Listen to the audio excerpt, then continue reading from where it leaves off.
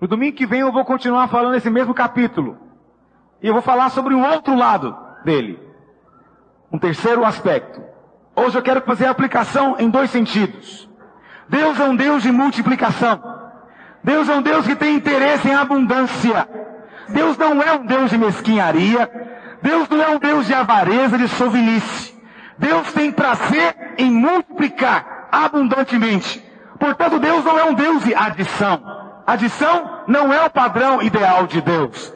Deus é um Deus de multiplicação. É 1 que vira 2, é 2 que vira 4, é 4 que vira 8. Deus é um Deus de multiplicação. Diga para o seu irmão isso, meu irmão, Deus é um Deus de multiplicação. É Deus de abundância, de generosidade. Entretanto, me compreenda, multiplicação não é somente financeira. É em todos os aspectos. Em todos os aspectos. Se Deus enche você de alegria, é alegria para valer. Se Deus te dá amor, Ele dá amor para valer. Se o Senhor dá paciência, é paciência para valer. E se o Senhor nos der almas, Ele vai nos dar muitas milhares de almas. Diga amém. É o que nós queremos, são as almas. As almas é o que nós queremos. Não estamos aqui correndo atrás do nosso bem-estar pessoal. Nossa prioridade não é o nosso bem-estar, o nosso conforto pessoal. Nossa prioridade, fomos arregimentados pelo Senhor Jesus, nosso capitão, para tirar vidas da mão do diabo, vidas da mão do inferno. Nosso principal encargo é sermos canais do poder de Deus. Portanto, multiplicação, em primeiro lugar, é de almas. Em segundo lugar, multiplicação também é financeira. Porque esse texto, literalmente, fala de multiplicação de coisas, de pão, portanto. Por isso, eu vou estar o tempo todo aplicando para o seu grupo familiar e para a sua vida financeira.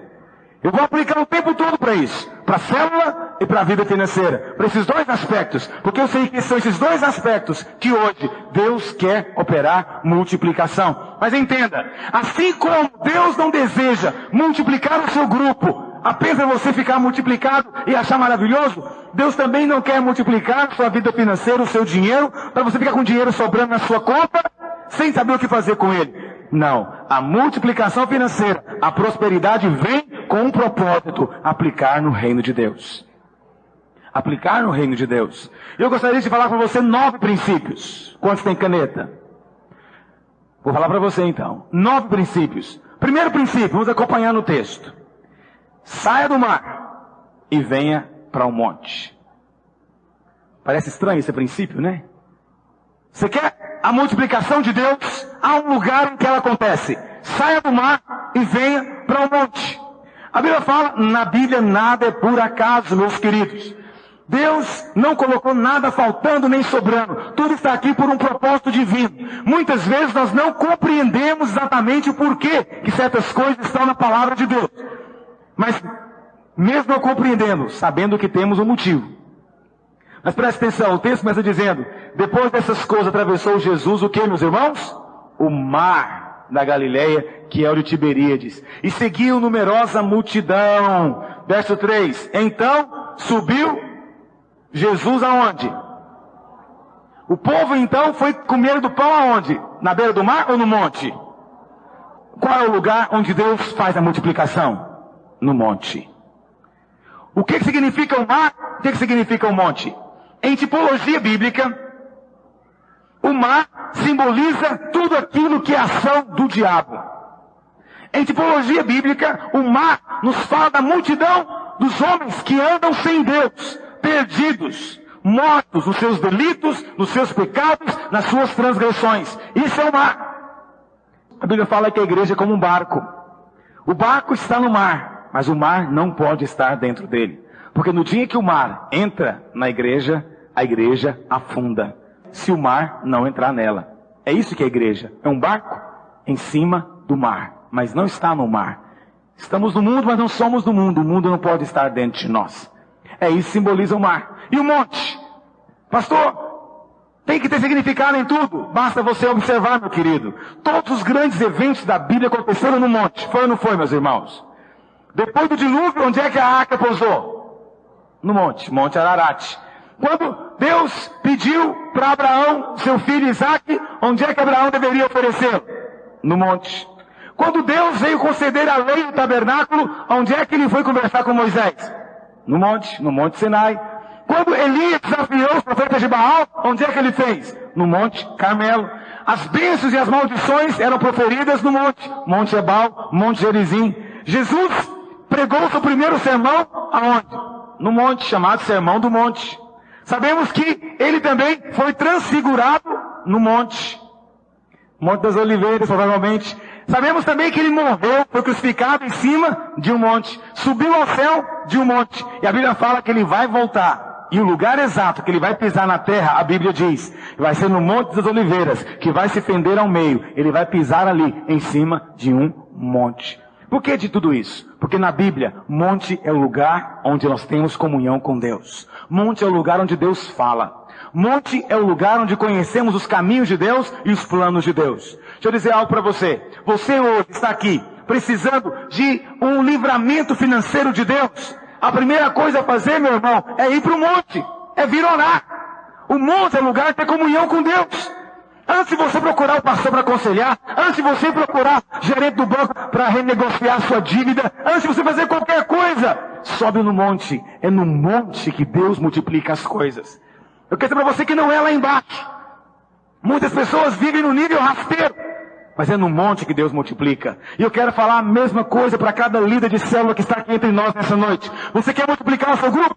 Então, sai da posição rasteira, sai lá na planície, sai lá na beira do mar, sobe para o monte, vai buscar a Deus, vai orar a Deus. A multiplicação do seu grupo só vai acontecer na posição certa, em cima do monte. Quantos estão me compreendendo nessa noite? Quantos querem ver a multiplicação do seu grupo aqui no mês de março? 26 de março. Quantos querem que vai ter essa multiplicação? Isso só vai acontecer no monte. Por que estaremos jejuando no mês que vem? Dia 16 começamos o jejum.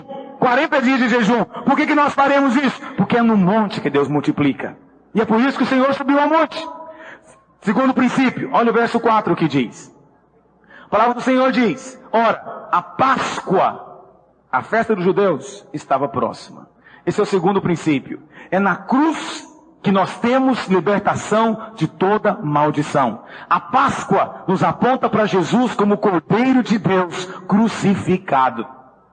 Hoje eu estava lendo, eu sempre gosto de ler essas histórias judaicas. E uma coisa que eu não sabia, e hoje eu fiquei até pensando se de fato isso tem fundo histórico mesmo verdadeiro. A maneira como os judeus matavam o Cordeiro no dia da Páscoa era crucificando ele. Eles pegavam as duas patas traseiras e pregavam embaixo e abriam as dianteiras. E colocavam ele de pendurado para escorrer todo o sangue. Porque eles tinham que passar o sangue nas portas pelo lado de fora, na festa da Páscoa. Veja, a maneira como cada judeu matava o cordeiro já era com uma cruz. E é interessante que o próprio Deus fez isso. E a cegueira deles foi tanta que eles não perceberam que ali estava um que de fato era o Cordeiro de Deus. Eu quero dizer para você uma coisa, meu querido. A base da sua vitória está em você descansar realmente que Jesus na cruz destruiu, quebrou toda a maldição da lei que era sobre a sua vida. E a maldição da lei era o seguinte, era enfermidade, morte e miséria. Vamos dizer isso junto? Enfermidade. Esses eram os três aspectos da maldição da lei. E Jesus se fez maldição no nosso lugar. Eu quero dizer algo para você. Muitas pessoas não têm fé para ter a bênção de Deus, porque eles estão convictos de que é a vontade de Deus que eles vivam mal. Eles estão convictos que é a vontade de Deus que eles padeçam, vivam com dificuldade financeira, vivam com dificuldade para comer, ou para morar bem, ou algo parecido. Estão convictos que tem que viver assim, e suportar isso, como se fosse um karma para o resto da vida. Isso não é a vontade de Deus. O Senhor Jesus, o nosso Cordeiro Pascal, Ele já se fez maldição no nosso lugar, para que agora nós não tenhamos mais de carregar maldição nenhuma. Eu quero dizer para você algo, não há mérito nenhum na miséria, não há mérito nenhum na pobreza. Ninguém vai entrar no céu só porque é pobre, ninguém agrada a Deus só porque está com o bolso duro, ninguém vai ser mais santo só porque está vivendo uma vida miserável. Nada disso, meu querido. Deus tem para você suprimento e abundância, porque Deus é um Deus de multiplicação. Portanto, você deve começar a crer nisso e não aceitar o contrário, rejeitar o contrário.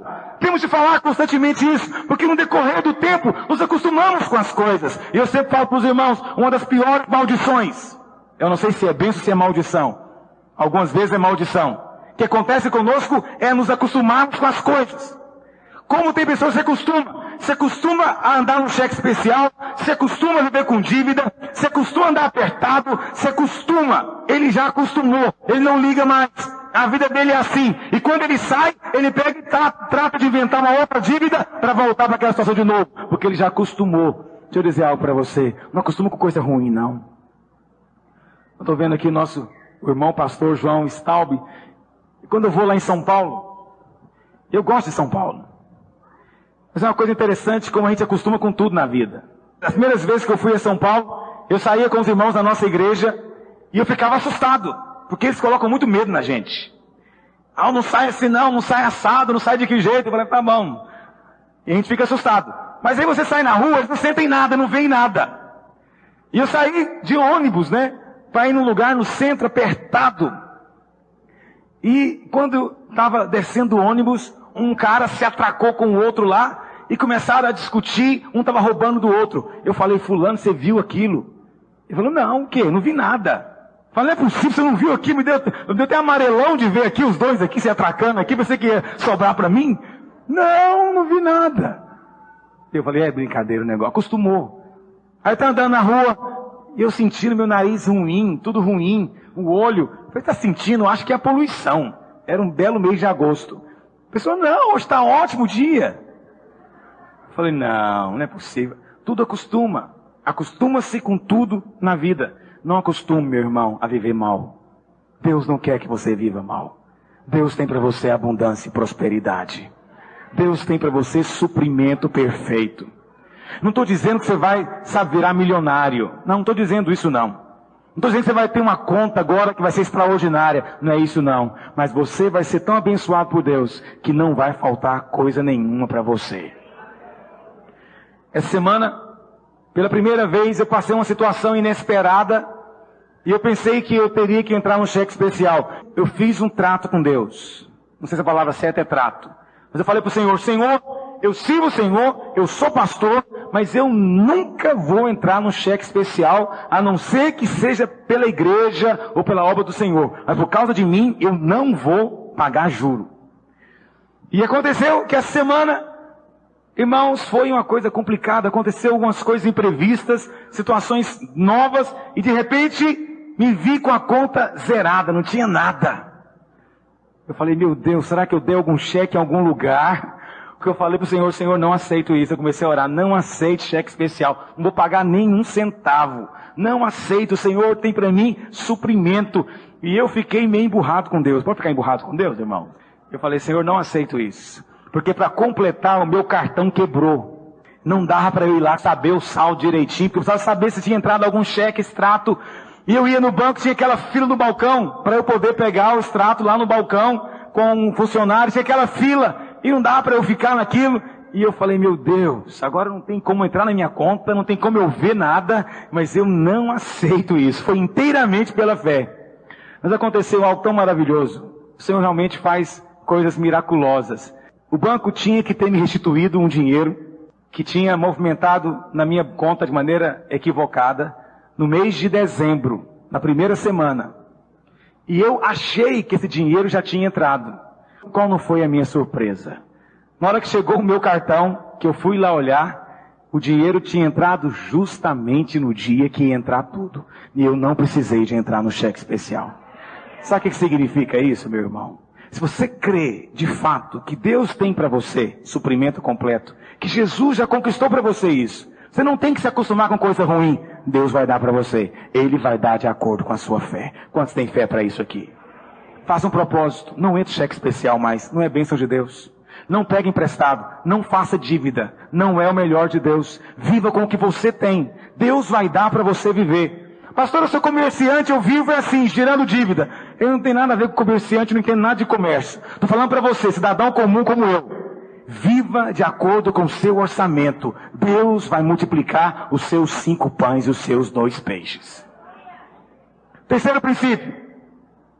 Muitas vezes Deus quer experimentar você. Deus quer nos experimentar. Olha o verso 5 e 6, o que diz. Então Jesus, erguendo os olhos e vendo que grande multidão vinha ter com ele, disse a Filipe: onde compraremos pães para lhes dar a comer? Mas dizia isso para quê, meus irmãos? Diga experimentar. Jesus, olha o que ele dizia: porque ele bem sabia o que estava para fazer. Jesus pode estar experimentando você no meio da sua crise hoje. Pode ser que o seu grupo familiar, a sua célula, está com um problema sério. No mês de novembro você começou empolgado, liderar a primeira vez, pegou um grupo embrião, 3, 4 pessoas. E você está enfrentando dificuldade agora.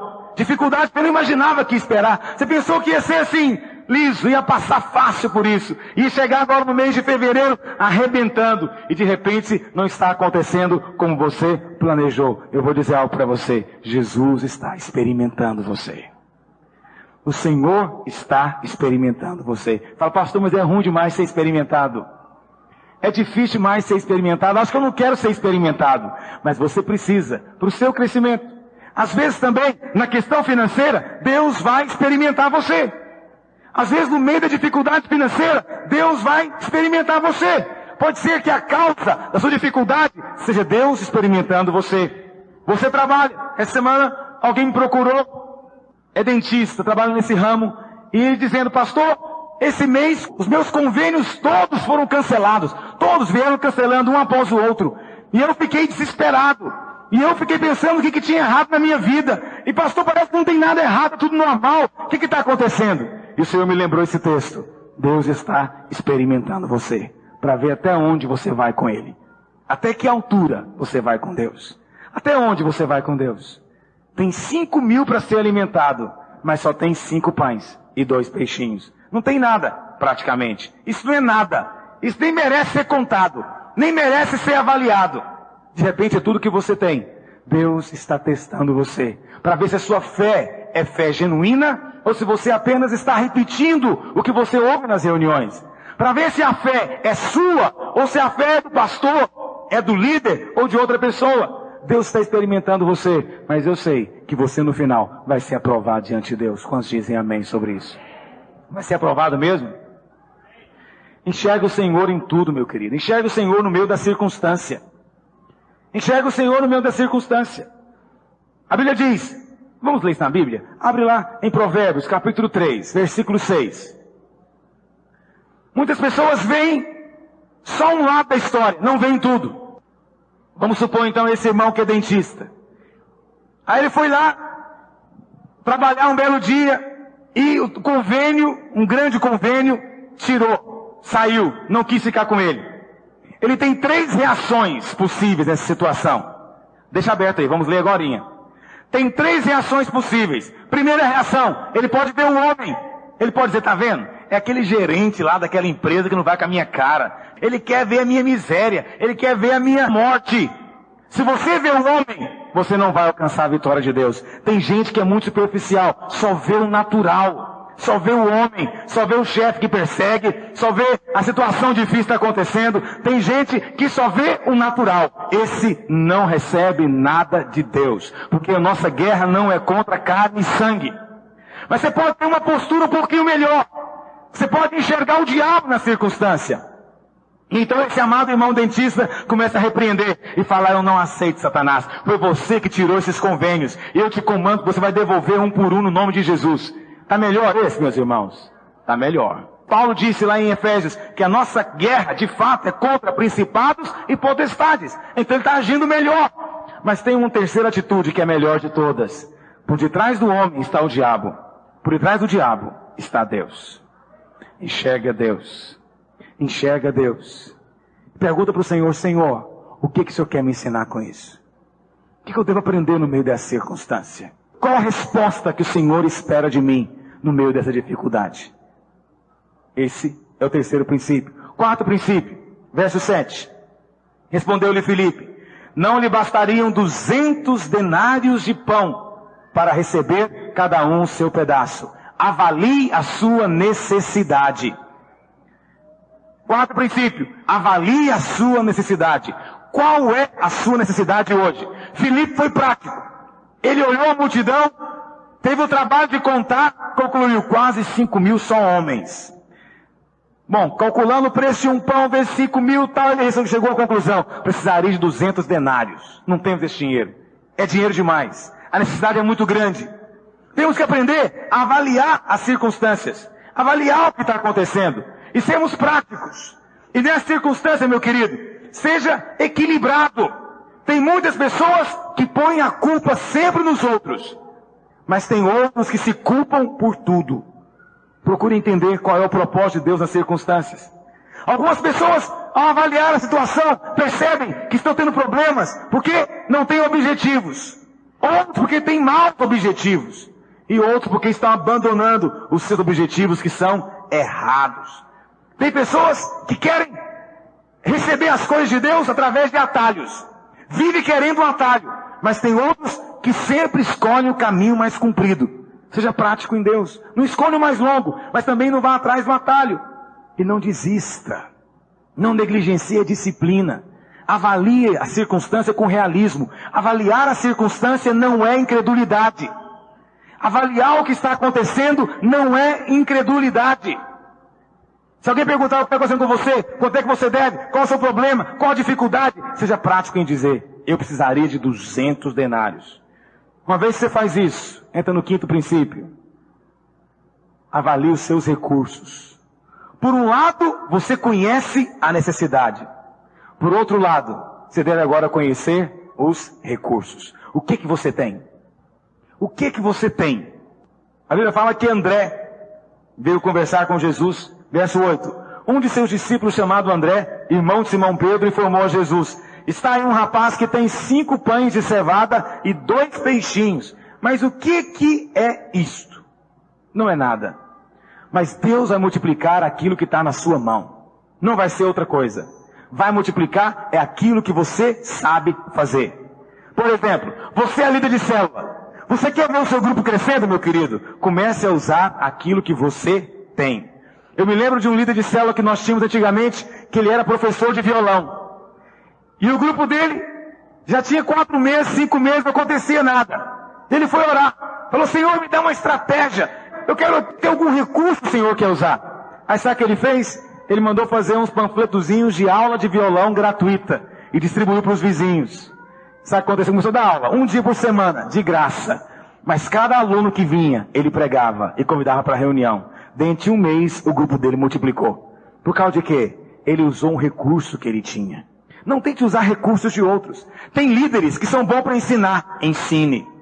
Tem outros líderes que não sabem ensinar e nem pregar. Isso significa que ele vai ser um mau líder? Não. O irmão que esteve conosco aqui e foi enviado para São Paulo, o irmão Benilenes. O Benilenes não era pregador. Hoje é, mas não era. E o grupo que ele dirigia sempre foram bem-sucedidos. Sabe por quê? Ninguém ia lá para ouvir pregação. Ele usava o dom que ele e a esposa tinham. Eles eram pastores. Então a casa deles era o dia inteiro cheio de gente, aconselhando, ele orando, ele abençoando e cuidando. Era o que ele tinha. E Deus usou. Um outro irmão, e esse irmão é muito precioso, lá do Itatiaia. Ele veio me testemunhar esse tempo atrás, o grupo dele começou a crescer. Por que começou a crescer? Ele não é uma pessoa falante, não é uma pessoa extrovertida, comunicativa. Ele é um MacGyver, ele fala. Ele arruma qualquer coisa. Ele arruma qualquer coisa. Eu falei: gente, isso é um dom maravilhoso. E ele começou a usar. Sabe o que ele fez? Falou para os irmãos do grupo: irmãos, eu vou marcar agora sábado e eu vou fazer rodízio e cada semana eu vou para a casa de um dos irmãos e vamos consertar tudo que está estragado. Eu falei: eu queria um cara desse no meu grupo. Não é maravilhoso? Goteira, ferro elétrico que não funciona, né? Aquele chuveiro que há séculos ninguém arruma aquela mangueirinha. Não é verdade? Aquelas coisinhas. E ele ia e arrumava tudo, zerava. Aí os irmãos reuniam, faziam ali uma galinhada e era uma comunhão. Irmãos, o grupo em 6 meses era o maior, 40, 50 pessoas. Aí você fala: pastor, mas foram interessados. Não. Deus vai usar o recurso que você tem. Pastor, e na área financeira? Deus vai usar o recurso que você tem. A minha esposa estava conversando comigo esses dias, falando da manicure dela. E a manicure da minha esposa é uma manicure sofisticada. Porque ela tem celular, ela tem moto, e as mulheres ligam para ela. E ela marca os horários a semana inteira. Ela não vai em salão nenhum. Eu não sei quanto que é. Deve estar aqui? Minha esposa estava me contando. Se tiver estar aqui, ela faz propaganda para ela, de graça. E o que acontece? Está ali. Olha aí, glória a Deus. A manicure da minha esposa está aqui. Bom que não me deixa mentir. E minha esposa me contando a respeito dela. E eu falei, puxa, mas isso é uma bênção. Tem gente que acha que para ganhar dinheiro tem que ser doutor em alguma coisa. Mas ela pegou o recurso que ela tinha. Talvez se dissesse para ela, não, irmã, mas manicure, isso aí não tem futuro, é muito pouco. Mas olha aqui, é R$10 de um, é R$10? Nem sei quanto que é. R$8 de um, é R$8, irmãs. R$8 de uma, R$8 de outra. Eu não sei quanto tempo que ela leva para fazer uma mão, mas deve ser aí uma meia hora. E ela pega e marca o dia inteiro. Já marque com ela, é a mão abençoada. Olha aí, vai ganhar muito dinheiro agora na igreja. Com a moto e o celular na mão. Isso é alguém que avaliou o recurso que tem, entregou na mão de Deus, e Deus vai prosperar. Quem sabe daqui uns dias não está com a rede de manicures. E as mulheres ligam, atendimento personalizado em casa. Você fala, por que não? Por que os americanos ganham dinheiro? Porque não tem preconceito com o trabalho, meu querido. Lá é o país dos reis. Lá tem rei do palito de fósforo, tem rei do clips, tem rei da Ramona, tem rei não sei do que. O sujeito fica rico por causa dessas coisinhas pequenas que você às vezes não dá valor. Às vezes 5 pães e 2 peixinhos, você não dá valor. Mas Deus pode fazer multiplicar tremendamente isso. Pode ou não pode, irmãos? Eu sempre gosto de contar o exemplo do irmão Gaspar. O irmão Gaspar, está aqui também? Puxa vida. Olha lá, está lá, hoje é dia. O irmão Gaspar é uma bênção. O irmão Gaspar, alguns anos atrás, sempre me inspira esse exemplo dele. Estava tão necessitado, teve que fazer cesta para ele. E o Naor chegou, olha Luiz, tem que fazer uma cesta para o Gaspar e tal. Eu falei, gente, não faz isso não, tem que ter alguma saída. E o Naor, que é o nosso assessor direto para assuntos de negócio aqui da igreja, ele falou, arrumou para o Gaspar um serviço de vendas, de vender gravata. Quando ele me contou, eu falei, mas irmão, não tinha coisa melhor, gravata, ninguém usa isso não. Eu não vejo ninguém de gravata, a não ser pastor da videira. Quem que usa gravata nesse mundo? E o Gaspar saiu vendendo gravata. E o Gaspar tinha um carro que era uma história. Primeiro era um Corcel, né? 74. Depois... não tinha data. Depois ele entrou para um Fiat 147. Que vida miserável do Gaspar. Até um dia, meu irmão, que o Gaspar veio me contar o testemunho. Ele foi comprar um carro zero na concessionária, vendendo gravata. Saía com a malinha dele no sol quente, entrando em cada banco, cada agência de advocacia, não sei mais o que, vendendo gravata. Foi comprar o carro. Mas o pior não foi isso. Ele foi comprar o carro pagando em cash, meus irmãos. O Naor Pedrosa testemunha. Ele chegou na concessionária e falou que queria um Uno, né? Era um Uno. Queria um Uno, né? Eu acho que o vendedor olhou e falou, ixi, esse negócio aqui vai ser dureza, né? Vai sair nada. E perguntou para ele, como é que o senhor quer pagar? Prestação? Ele falou, não, é em dinheiro mesmo, né? Acho que o vendedor até, o olho dele brilhou na hora, né? Fez aqueles sifões. E o nosso irmão Gaspar tira um pacote embrulhado no jornal e abre na mesa. Eu acho que isso não existe. Eu acho que eu não conheço ninguém que compra carro com dinheiro. Né? E o irmão foi lá e saiu da loja dirigindo o carro dele. Agora me contou que já tem um apartamento novo no setor Bueno, aleluia, vendendo gravata. Você fala, mas quem é o Gaspar? É algum executivo? Não, ele vende gravata, de porta em porta. De porta em porta. Mas tem irmão que tem vergonha das coisas. Tem outro irmão que é na nossa igreja também, homem de Deus, o Kleber. O Kleber está aqui? Foi o único que não veio. O Kleber começou a trabalhar amolando alicate de manicure.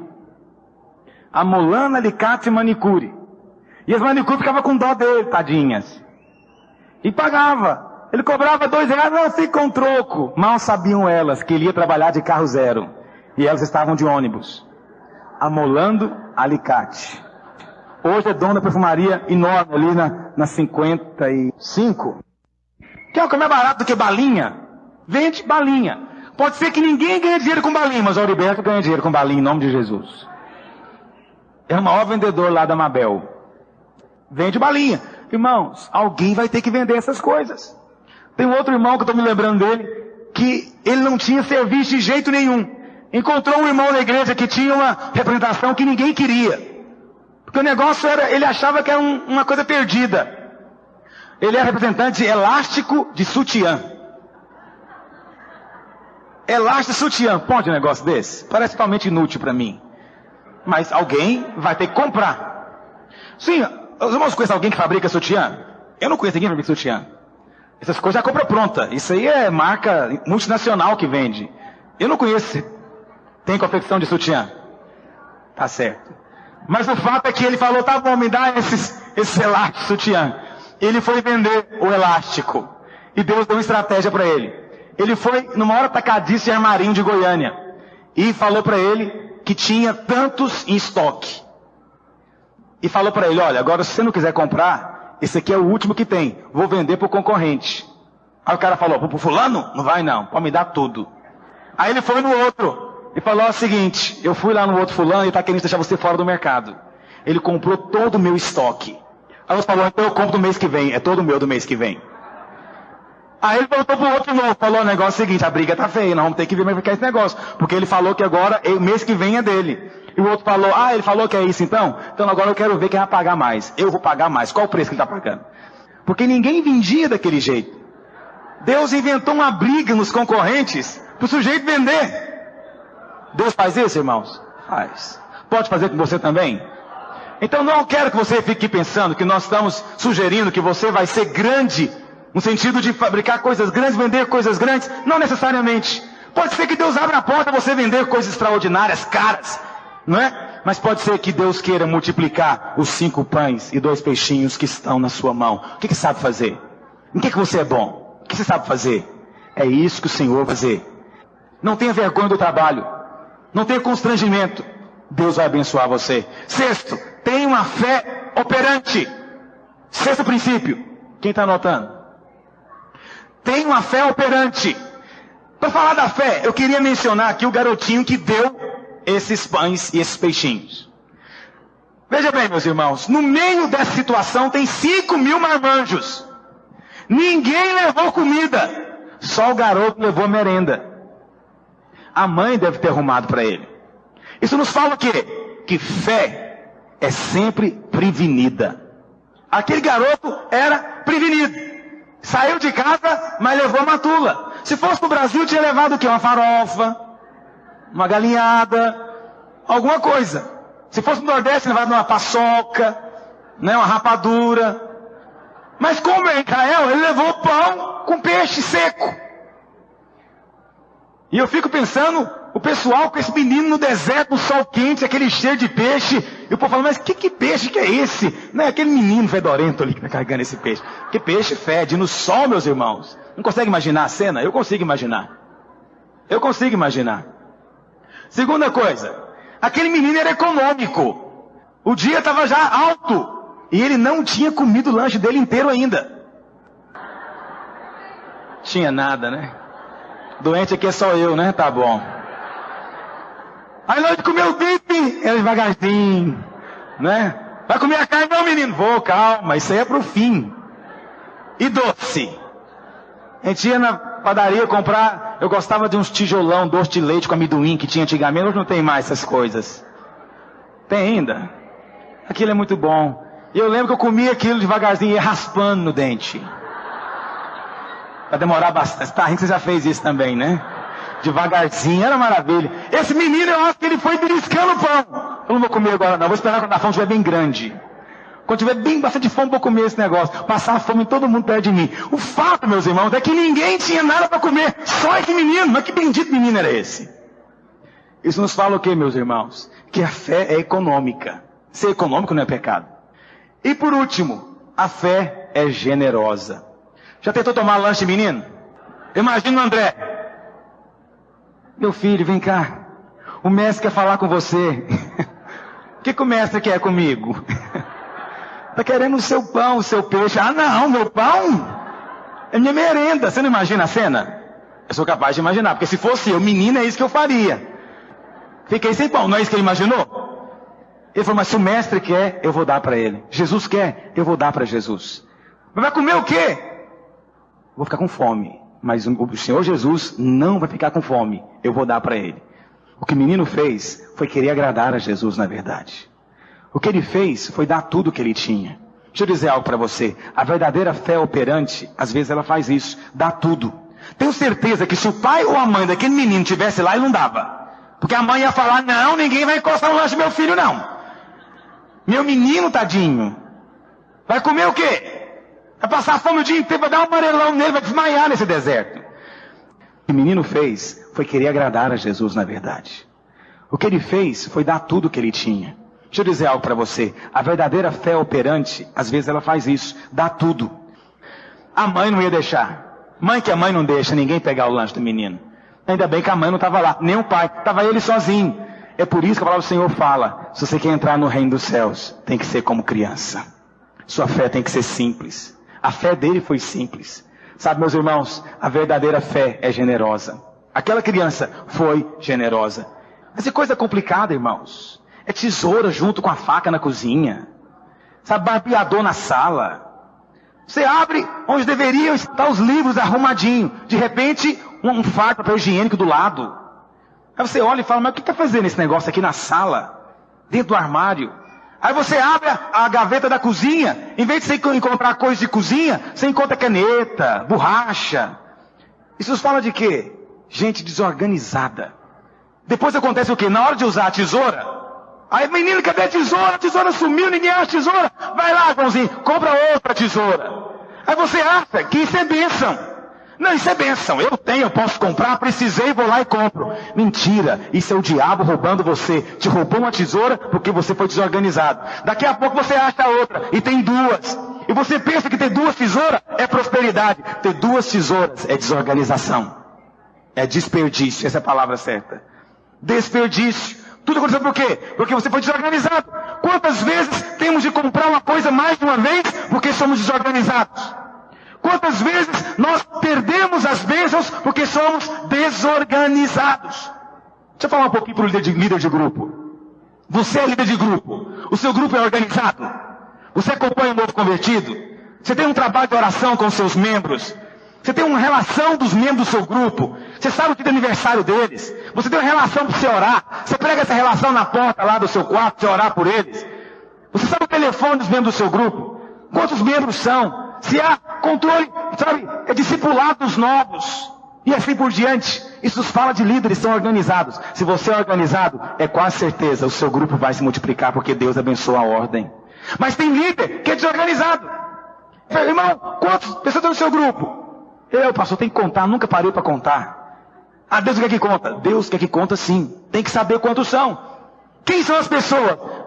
Ô Marinha, fala aí, qual que é o nome deles? Começa o drama. Não sabe quem são. E de repente, se alguém se perde, não sente a falta, porque é desorganizado. Você quer ter multiplicação, querido? Organize-se. Jesus separou de 50 em 50, de 100 em 100, sentado no chão, ninguém movimentando. Queremos saber direitinho qual que é o nosso problema, qual o recurso nós precisamos, como nós iremos fazer. Queremos ordem. Jesus colocou a ordem, depois ele fez a multiplicação. Não adianta você querer ter multiplicação sem ter a ordem primeiro. Quantos querem se organizar aqui em nome de Jesus? Oitavo princípio, olha o verso 11 o que diz. Então Jesus tomou os pães e, tendo dado graças, distribuiu entre eles, e também igualmente os peixes. Qual foi a oração que Jesus fez para multiplicar os pães, meus irmãos? De autoridade. Fico pensando se não fosse eu lá, ou o pastor Naor. Pastor Naor vai orar agora pela multiplicação dos pães. Eu até imagino. Né? Ele é meio torto, né? Começa, né? Deus, agora! Aí começa, né? Em nome de Jesus, multiplica! Isso é o mínimo que ele faria, tenho certeza. Errei. Isso é o mínimo, que é o que eu faria também. Ficaria até rouco, mandando esse pão multiplicar. Mas Jesus fez o quê? Oh Senhor, obrigado. Obrigado por esse pão. Ali quietinho. E o pão multiplicou. Sabe por quê? Cada oração tem a sua finalidade. Eu vou contar para você. Sabe qual que é a finalidade de ações de graças? Multiplicar. Multiplicar. Você quer ver as coisas